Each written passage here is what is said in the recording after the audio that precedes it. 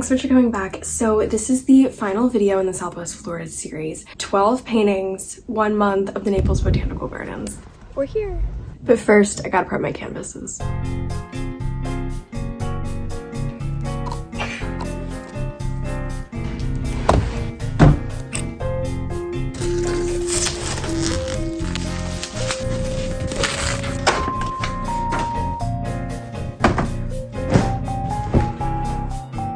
So I'm gonna boil some water and do like 5 layers of gesso. You don't need to see all that. Okay, apparently you do. So I always spray the back of my canvases with boiling water to shrink the fabric. It's kind of the same effect as when you wash your clothes in hot water. Then I add a few layers of gesso and sand it down to get a smooth canvas texture. Step 2 of my prep work is color blocking and sketching. A little hack for you. I've been doing a base coat of acrylic paint over everything.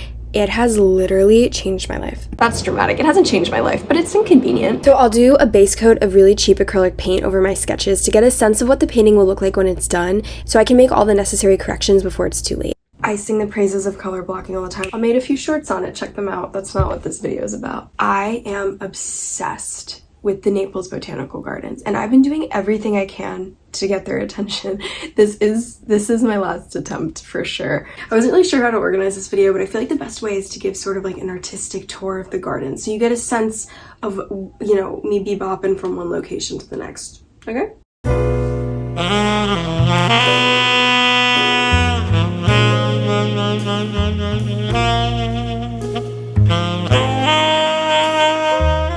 When you first enter the gardens, you see Irma's garden. It's right next to the gift shop and the bathrooms, and I did paint it a surprising amount.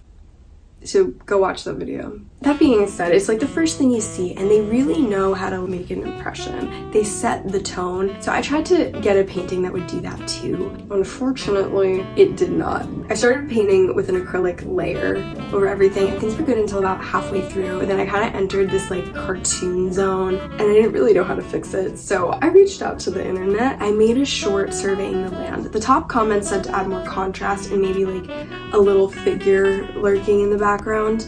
So I appeased the masses and I fixed what I could. This is the before and after. Honestly, I'm not really sure if it made much of a difference, but whether or not the painting was done, I was. So I said no more. Time for the Brazilian gardens.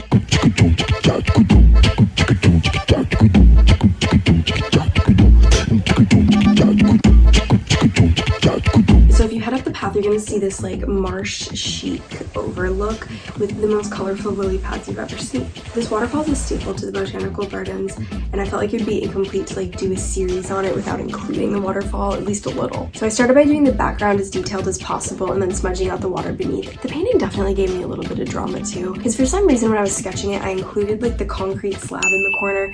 It seemed like such a good idea. But then as I was painting, the slab didn't work. So I covered it up with a few extra lily pads, and then I, bedazzled the water. We were on to the next. Next, I hopped across the waterfall for these little guys. I have never seen plants so like smooth in my life. They looked Botoxed, and I just kind of couldn't look away. These flowers were not the main attraction in the gardens by any means, but they had a really sweet, sentimental vibe, like they were from the garden of a cutie grandpa or like local gardener in their 80s. I don't know, you get the gist. I think it was more of an emotional compulsion to paint them, but it was strong.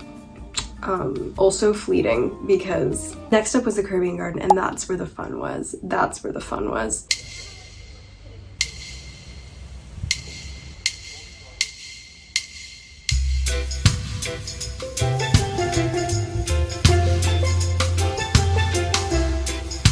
So tropical. So first up was this little chair. It stands alone under this shaded array of mega palm trees. I just wanted to capture that shady feel by painting in the leaves and sort of make the chair look like it's this hidden cove or something. It's just like a little oasis, something tropical like that.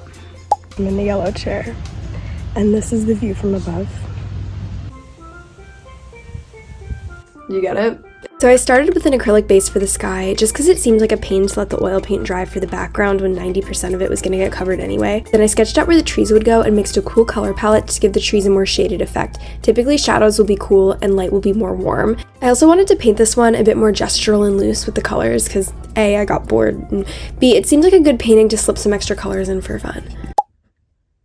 So I left the chair, walked through the musical swings, and found this hidden gem begging for my attention. Baby bananas, all the rage. I am not used to seeing bananas these small, but apparently all the big ones are dying out and like this little breed is gonna take over. I thought I'd get ahead of the trend and just paint them now. Anyway, I did an acrylic base coat and then I painted all the darks and highlights to sort of like bump up the contrast and just make everything look super detailed. This is the final product. It was time to leave and then enter the river of grass.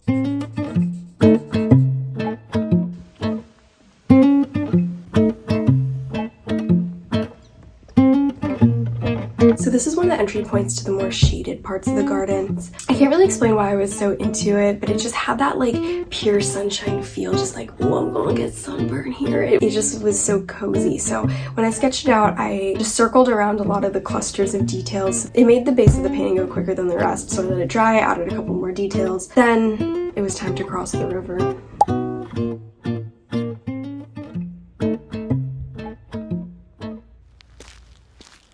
To the Cactus Gardens.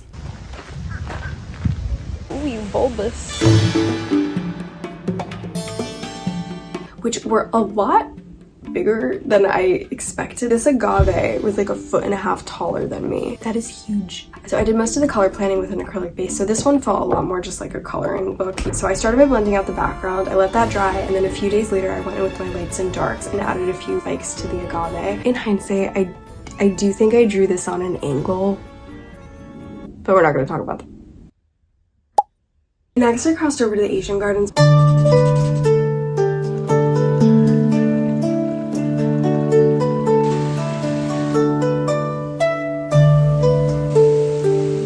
Which, can I just say, was the most relaxing part of the day. There are so many little like benches and fountains. And when I was sitting in one of the benches, I noticed this little guy. It's like a red hibiscus, and I just had to paint him. So I started painting the leaves. I did a base coat over the hibiscus and went in with another layer for the highlights. I also tried to include some of the red in the leaves, just, you know, to make it look a little bit more cohesive, you know, just for funsies. But nothing's more fun than this little guy. Blue bamboo in the Asian gardens was kind of a reptilian hotspot, and the gecko brought the vibes. So I started by painting the background with a black acrylic paint so that all the color variation in the bamboo would be maximized by the contrast. Then I took a white paint pen and ruler and drew out exactly where the bamboo would go.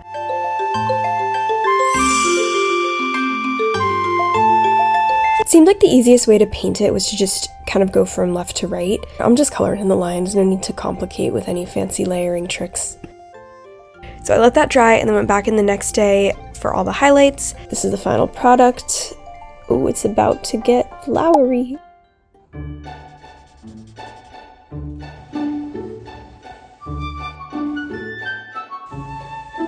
The Orchid Gardens are literally like a 20 square foot gap between the cafe and the gift shop. It's known for having all these rare orchid breeds, and the grandmas are obsessed. So first things first, I gotta paint this peach orchid. I wanted to have a blurred background, so I did that like Bob Ross, like wet on wet method, and then blended it together so that it would look sort of like a blurry photograph. Then I did the base of just the underbelly, I guess, of the leaves.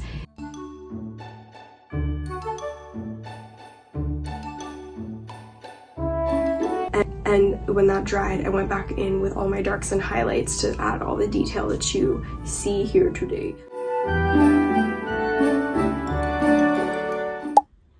And then that was the peach orchids. But I did double dip here a little bit. If the people love the orchids, I have to paint the orchids.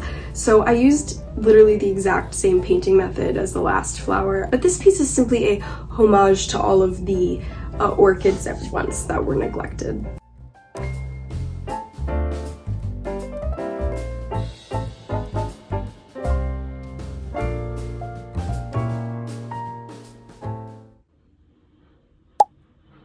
Before I do the final reveal, let me know in the comments if you're interested in seeing like how I make money as an artist video, because I did 17 paintings of Southwest Florida and I've been networking, doing what I have to do, and some things have worked really well and other things just like have not. So just let me know in the comments. Anyway, here's the final reveal.